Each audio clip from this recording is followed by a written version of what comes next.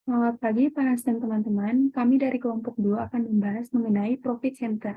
Sebelum ke pembahasan, pertama-tama saya akan perkenalkan anggota kelompok kami terlebih dahulu.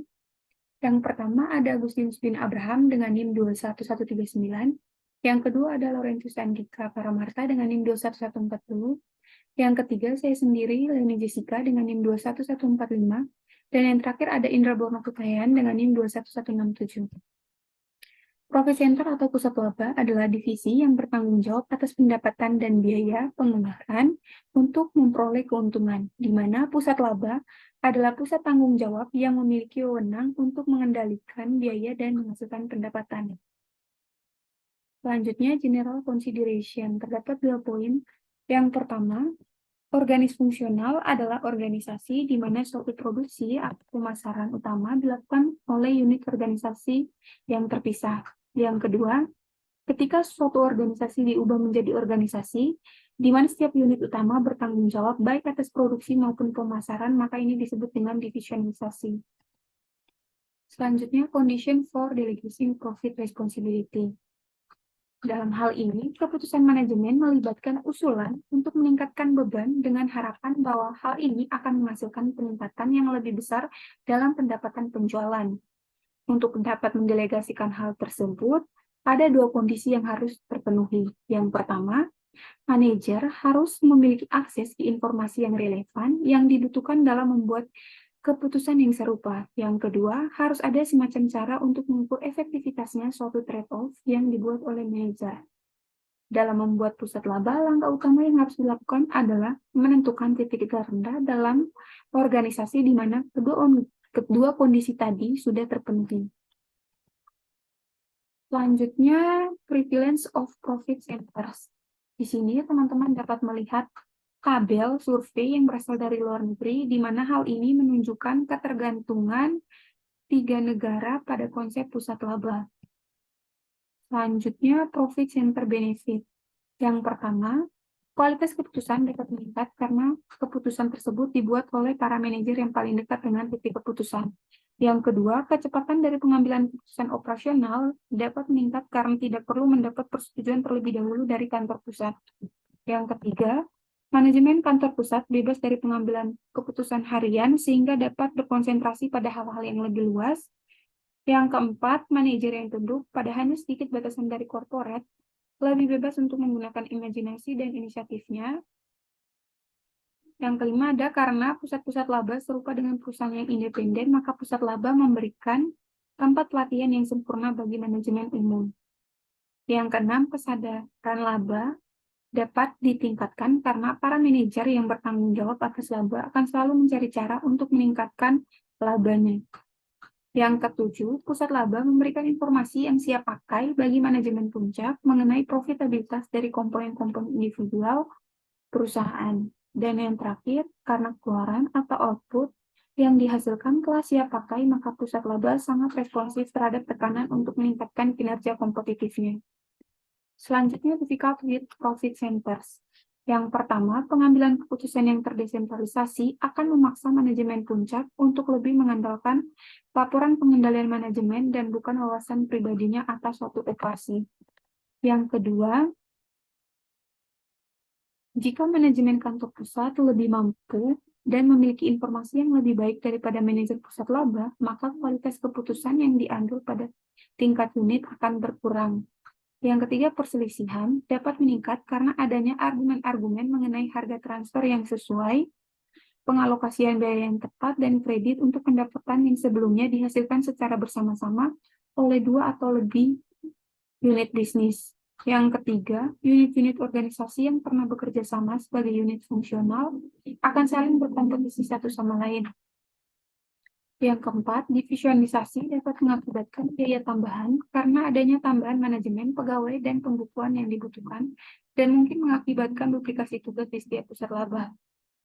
Selanjutnya, para manajer yang kompeten mungkin saja tidak ada dalam organisasi fungsional karena tidak adanya kesempatan yang cukup untuk mengembangkan kompetensi manajemen umum. Berikutnya, mungkin ada terlalu banyak tekanan atas profitabilitas jangka pendek dengan mengorbankan profitabilitas jangka panjang. Dan yang terakhir, Tidak ada sistem yang sangat memuaskan untuk memastikan bahwa optimalisasi laba dari masing-masing pusat laba akan mengoptimalkan laba perusahaan secara keseluruhan.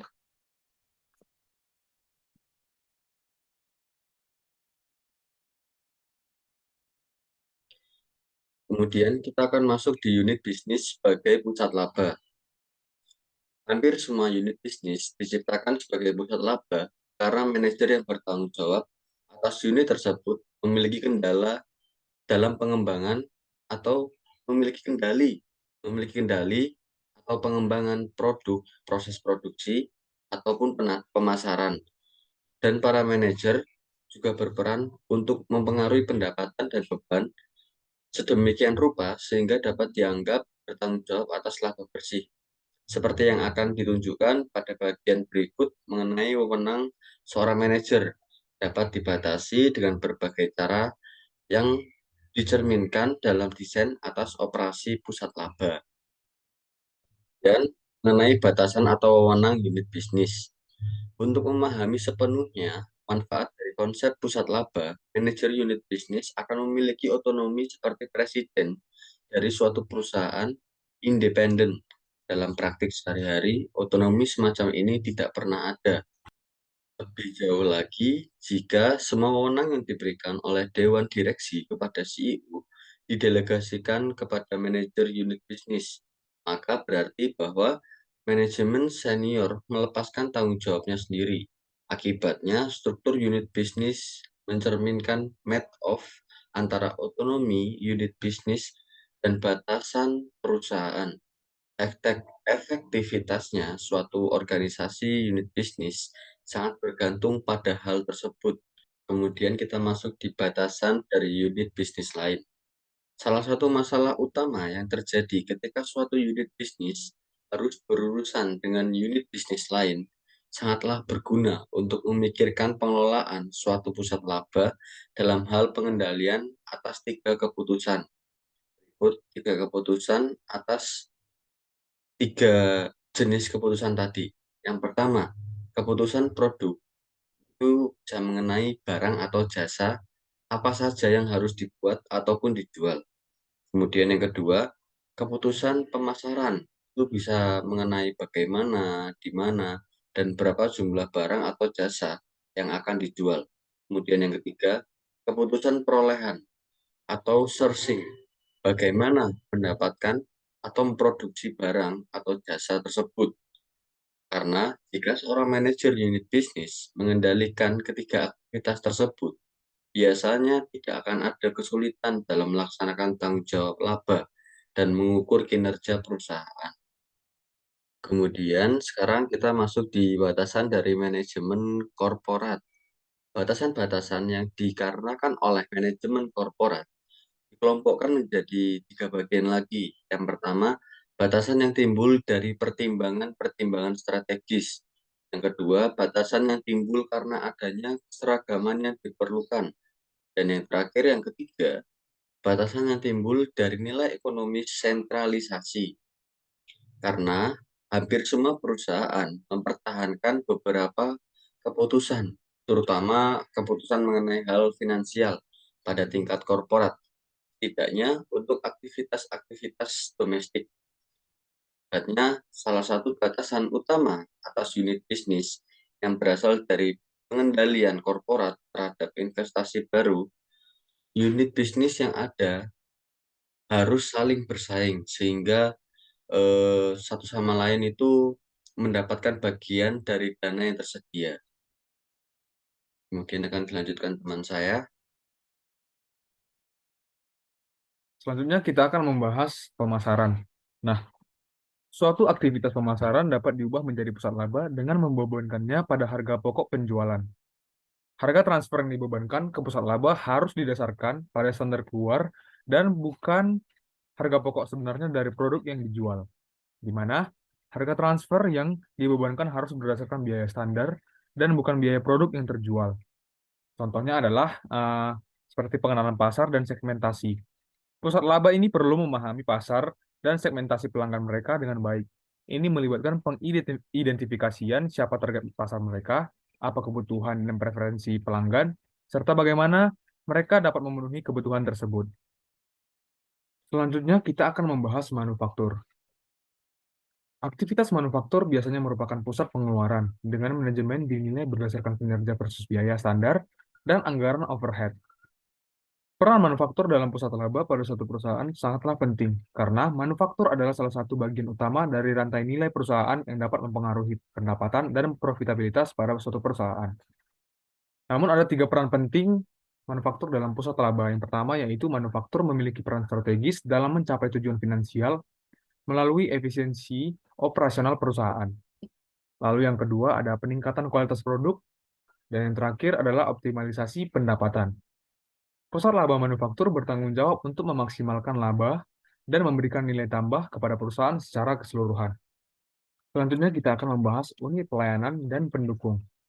Unit pemeliharaan, teknologi informasi, transportasi, teknik, pelayanan pelanggan konsultasi, dan aktivitas pendukung semuanya dapat dijadikan sebagai pusat laba. Unit pelayanan dan pendukung ini membantu menciptakan lingkungan yang memungkinkan unit manufaktur dan operasional untuk beroperasi secara efisien dan efektif. Keberhasilan dan kinerja optimal dari unit pelayanan dan pendukung ini juga berkontribusi pada pencapaian tujuan keuangan dan profitabilitas perusahaan secara keseluruhan. Nah, selanjutnya teman-teman bisa lihat data yang ada di slide ini, bagaimana metode penentuan biaya berdasarkan persen. Nah, di sana ada kategori pelayanan administrasi atau administrative service kategori dengan menggunakan persentase biaya aktual, perkiraan, prorata, dan lainnya. Nah, selanjutnya ada other organizations atau organisasi lainnya. Nah, sebuah perusahaan dengan organisasi operasi cabang yang bertanggung jawab untuk memasarkan produk. Perusahaan di wilayah geografis tertentu seringkali merupakan pusat laba meskipun manajer waralaba tidak memiliki tanggung jawab manufaktur atau pengadaan. Masih ada banyak fungsi dan departemen lain dalam sebuah organisasi yang berperan penting dalam pusat laba. Peran mereka ini bervariasi, tergantung pada jenis bisnisnya, ukuran organisasi, dan industri tempat mereka beroperasi. Nah, semua fungsi dan departemen dalam suatu organisasi saling berkaitan dan harus bekerja sama untuk mencapai tujuan pusat laba. Koordinasi dan kolaborasi yang baik antara berbagai bagian organisasi adalah kunci untuk meningkatkan efisiensi, meningkatkan kinerja finansial, dan mencapai profitabilitas yang optimal. Lalu selanjutnya ada measure profitability atau mengukur profitabilitas. Nah, mengukur profitabilitas ini adalah suatu tindakan penting dalam mengelola pusat laba untuk memastikan kesehatan dan keberhasilan finansial perusahaan. Profitabilitas adalah kemampuan suatu organisasi untuk menghasilkan keuntungan atau laba dari aktivitas operasionalnya. Nah, ada 2 aspek penting. Yang pertama yaitu ukuran kinerja manajemen, yang berfokus pada seberapa baik kinerja manajer. Lalu yang kedua adalah ukuran kinerja ekonomi, yang berfokus pada seberapa baik kinerja pusat laba sebagai suatu entitas ekonomi. Mengukur profitabilitas dengan cermat dan teratur adalah kunci keberhasilan jangka panjang suatu perusahaan. Hal ini memungkinkan perusahaan untuk mengambil tindakan yang tepat, membuat perencanaan yang baik, dan memastikan keberlanjutan dan pertumbuhan bisnis yang sehat. Baik, selanjutnya teman-teman bisa lihat tabel atau contoh laporan laba rugi suatu pusat laba. Nah, pengukuran profitability atau profitability measure-nya itu ditandai pada contribution margin, direct profit, controllable profit, income before tax, sehingga menambahkan income-nya itu sebesar $60. Selanjutnya akan dibahas oleh teman saya. Yang pertama, contribution margin atau margin kontribusi. Alasan utama margin kontribusi digunakan sebagai alat mengukur kinerja manajer pusat laba adalah bahwa karena beban tetap berada di luar kendali manajer tersebut, sehingga para manajer harus memusatkan perhatian untuk memaksimalkan margin kontribusi. Permasalahan dari argumen tersebut adalah bahwa alasan tidak tepat pada kenyataannya hampir seluruh pengeluaran tetap dapat dikendalikan oleh para manajer. Lebih lanjut lagi, bahkan jika suatu beban seperti gaji administratif tidak dapat diubah dalam jangka pendek, manajer pusat laba masih tetap bertanggung jawab untuk mengendalikan efisiensi dan produktivitas pegawai. Selanjutnya, direct profit atau laba langsung. Laba langsung mencerminkan kontribusi pusat laba terhadap overhead umum dari laba perusahaan. Ukuran ini menggabungkan seluruh pengeluaran pusat laba, baik yang dikeluarkan oleh maupun dapat ditelusuri langsung ke pusat laba tersebut. Namun ukuran ini tidak mempedulikan apakah pos-pos ini ada dalam kendali manajer pusat laba atau tidak. Meskipun demikian, pengeluaran yang terjadi di kantor pusat tidak termasuk dalam perhitungan ini, akan tetapi pengukuran laba langsung memiliki kelemahan, yaitu bahwa pengukuran ini tidak memasukkan unsur manfaat motivasi dari biaya-biaya kantor pusat. Selanjutnya, controllable profit atau laba yang tidak dapat dikendalikan. Pengeluaran-pengeluaran kantor pusat dapat dikelompokkan menjadi dua kategori, dapat dikendalikan dan tidak dapat dikendalikan. Yang termaksud dalam kategori pertama adalah pengeluaran-pengeluaran yang tidak dapat dikendalikan paling tidak pada tingkat tertentu oleh manajer unit bisnis, misalnya layanan teknologi informasi. Jika biaya ini termasuk dalam sistem pengukuran, maka laba yang dihasilkan setelah dikurangi dengan seluruh biaya dipengaruhi oleh manajer pusat laba tersebut. Kurangan utama dari ukuran ini adalah karena ukuran tersebut tidak memasukkan beban kantor pusat yang tidak dapat dikendalikan. Selanjutnya, profit before tax atau laba sebelum pajak. Dalam ukuran ini, seluruh overhead korporat dialokasikan ke pusat laba berdasarkan jumlah relatif dari beban yang dikeluarkan oleh pusat laba. Ada dua argumen yang menantang alokasi ini. Ada tiga argumen yang mendukung dimasukkannya overhead korporat ke dalam laporan kinerja dari pusat laba. Untuk memeriksa pengeluaran kantor pusat, kedua, kinerja setiap pusat laba akan lebih realistis dan lebih dapat diperbandingkan dengan kinerja para pesaing yang memberikan jasa yang sama. Jika pusat laba dibebankan dengan sebagian overhead korporat, maka hal ini harus dihitungkan berdasarkan biaya yang telah dianggarkan dan bukan biaya aktual di mana anggaran dan aktual dalam laporan kinerja pusat laba menunjukkan jumlah yang hampir sama untuk pos khusus. Selanjutnya, net profit atau laba bersih. Pada pengukuran laba bersih, perusahaan mengukur kinerja pusat laba domestik berdasarkan laba bersih, yaitu jumlah laba bersih setelah pajak. Meskipun demikian, ada situasi di mana tarif pajak bervariasi antar pusat laba. Pada kasus lain, pusat laba dapat mempengaruhi besarnya pajak penghasilan melalui kebijakan kredit cicilan, keputusan mereka dalam membeli atau menjual peralatan, dan penggunaan standar akuntansi di luar. Untuk membedakan antara laba kotor dan laba kena pajak, dalam situasi tersebut sangat mudah untuk mengalokasikan beban pajak penghasilan ke pusat-pusat laba. Tidak hanya untuk mengukur laba ekonomis, tetapi juga untuk memotivasi para manajer untuk meminimalkan beban pajak. Selanjutnya, revenue atau pendapatan.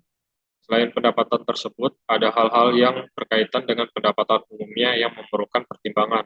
Idealnya, setiap pusat laba harus diberikan nilai yang sesuai atas bagiannya dalam transaksi tersebut. Cabang D mungkin tidak antusias untuk melayani nasabah tersebut jika seluruh pendapatan yang dihasilkan dari transaksi ini merupakan nilai bagi cabang C. Banyak perusahaan yang tidak memberikan perhatian khusus terhadap penyelesaian masalah pendapatan umum ini. Selanjutnya, manajemen consideration atau pertimbangan manajemen. Jenis pengukuran probabilitas perusahaan di Amerika Serikat melibatkan sebagian biaya yang telah dibahas sebelumnya, baik yang biaya yang berada di bawah kendalinya maupun yang bukan. Sebagai contoh, banyak perusahaan multinasional Amerika Serikat mengukur kinerjanya para manajer anak perusahaan di luar negeri dalam mata uang dolar. Jika seorang hanya mempertimbangkan pengukuran terhadap manajer jasa, maka solusinya seringkali tampak nyata. Para manajer harus diukur berdasarkan pos-pos yang dapat mereka kendalikan, bahkan jika mereka tidak memiliki pengendalian penuh terhadap pos tersebut. Dalam perusahaan pada umumnya, pos-pos ini mungkin meliputi seluruh biaya yang dikeluarkan oleh pusat laba. Sekian presentasi dari kelompok kami. Jika ada kesalahan kata, mohon dimaafkan. Terima kasih.